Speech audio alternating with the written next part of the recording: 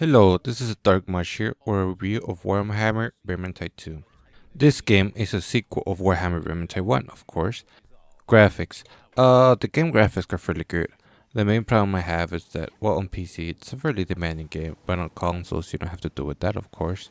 The graphical settings in the game are fairly good. You have your standard stuff, mostly not really anything out of the ordinary. The graphics are fairly good, even though for my taste there's too many particles and they do get in the way and to decrease performance somewhat, so I tend to lower them. I also disable some stuff that make no sense, like high quality fur, since well I'm killing like 100 scavens at once. Who cares how the fur looks like? The sound on the game is fairly good, much better than the sound of my voice. Characters have their one-liners. The main problem I have is that there's not enough one-liners, and most matches last 15 to 20 minutes, they tend to repeat a lot. Also, the sound does help in this kind of game since there's a lot of enemies, and the elite enemies or special enemies have their own sound cue, so you can tell, oh, an assassin's coming, or a life leech, which is a wizard type of enemy from the Chaos faction. The music is fairly good, it does fit the environment. Overall, I'll say the music is better than the first Vermintide. It's chaotic, it's pumping, it does make you wanna, well, rip and tear. The story is very underwhelming. The story starts after the first game ends. And, well, the beginning you have to escape because the champions, or characters, however you want to call them, were captured by the Skaven. They were being sent to be executed, I guess. You never really find out. And you escape, and the story is basically the same as the first game. You know, kill the Skaven, save the rope, hoorah, whatever. Now, for the level design in this game, it's really good. The maps are fairly varied. You have swamps, you have cathedrals, you have destroyed towns, you even find in a farm. Who even came up with fighting in a farm? Overall, the levels are really good. They do fit the game, and they do fit the Warhammer lore, which is great, because we don't have that many good Warhammer games other than Total Warhammer and, well, Vermintide. Combat. The combat part. In the game you fight Skaven and Chaos instead of just Skaven like in the first game, which is good since it adds variety to the game. They also add a couple of new enemies even on the Skaven side of the game. There's 5 champions in the game. Each of them has 3 classes. Each class needs to be unlocked. Each class unlocks at level 7 and level 12. They add the ability to pay the same champion in different ways. Well, 2 different ways. Also, every 5 levels you get a trait or skill. So at 5, 10, 15, 20, 25 you get a skill. Some skills are fairly good, some are pretty crap, being honest. Which does affect combat in many different ways. Overall, I'll say the combat, it's almost the same as Vermintide 1. Except that weapons go through enemies more easily than first one. So they don't have, it's not like you don't have any feedback. It's most like you're pretty much fighting paper. So other than that, it's pretty much the same as the first game, except for one huge difference.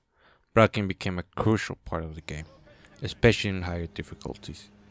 Since in this game there's no healers or any stuff like that, you mostly heal by getting healing items, which become more scarce and difficult to find the higher difficulty, and blocking becomes an essential part.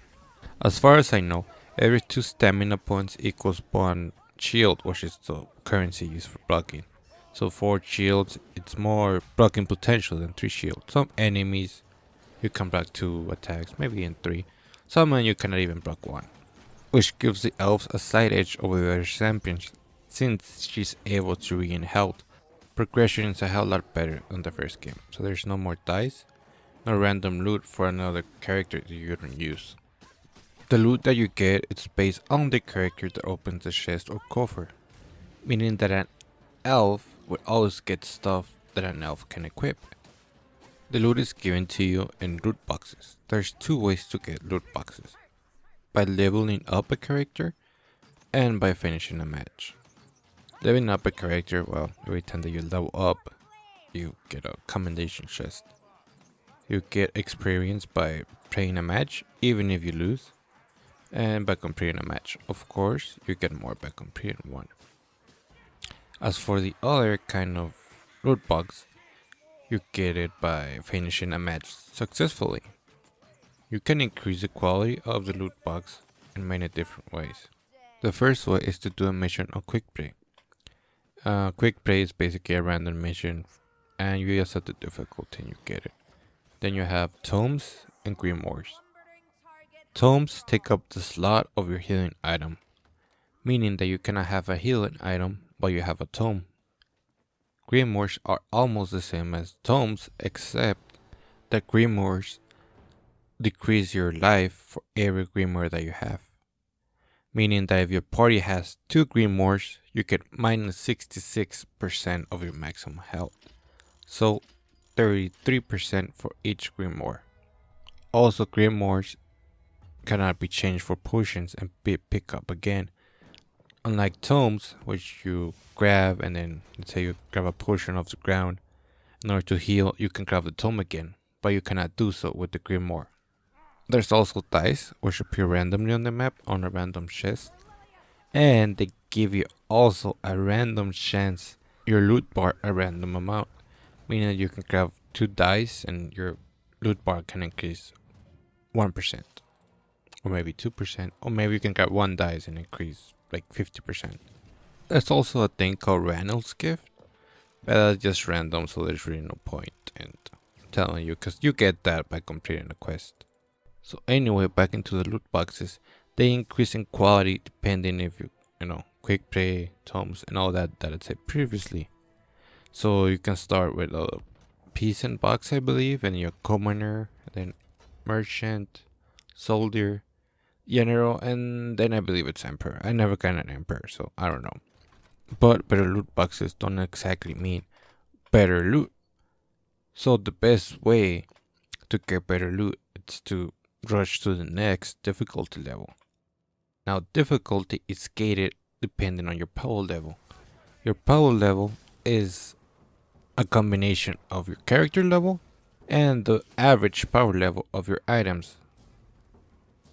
So the best way to increase power level is to go to the next difficulty setting, since each difficulty setting has like a range of loot that will drop within a certain power level. Recruit goes all the way up to 120.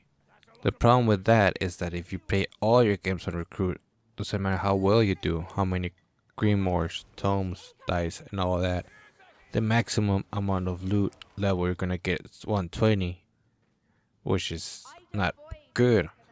So the only way you can get better loot is to increase to the next difficulty level, which will in turn increase the loot level you can get.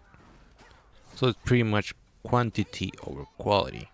So it's better just to rush to the next difficulty level and do a lot of missions faster to increase your loot per hour output. Also, you can salvage items, reroll stats, upgrade rarity, craft weapons, remove illusions, which are basically skins, and set illusions, which is setting skins. This is mostly to decrease the grind, because Vermintide 1 was a grindy as hell game. So even though the grind for loot is better than the first game, it's still grindy as hell. Let's say probably Destiny levels of grind. Well, or like Division levels of grind. Not that bad. So anyway, I do like this game. I do recommend it, especially when it's only $30. And for the amount of content, maps, and fun you get out of this game, it's more than worth it. Especially you have friends and you're looking to play a game like Left 4 Dead, except killing rats instead of zombies. So anyone who liked the first game will like this game. I found this game to be a hell lot better than the first one, especially on the loot side. But still doesn't mean that there's some stuff that I don't like about the game or that's wrong. The game is buggy and the netcode needs work. So overall the game is good. So if you want a game where you kill rats, play Vermintide 2. If you want a game set in the Warhammer universe, buy Vermintide 2. You wanna play Left 4 Dead but you're sick of killing zombies? Well, mod the game, or you can buy Vermintide 2. So my score for the game is an 8 out of 10. It's a really good game. If it wasn't for the netcode and the bugs, I might give it a 9. But the main thing holding the game back for me, it's overall the grind. It's a hell lot less grindy than the first one, but still it's grindy as hell. And the netcode on the bugs will be solved eventually, so I'll give the game a 9 out of 10. Overall, this was my review of Warhammer Vermintide 2. Thanks for watching or listening, and see you next time.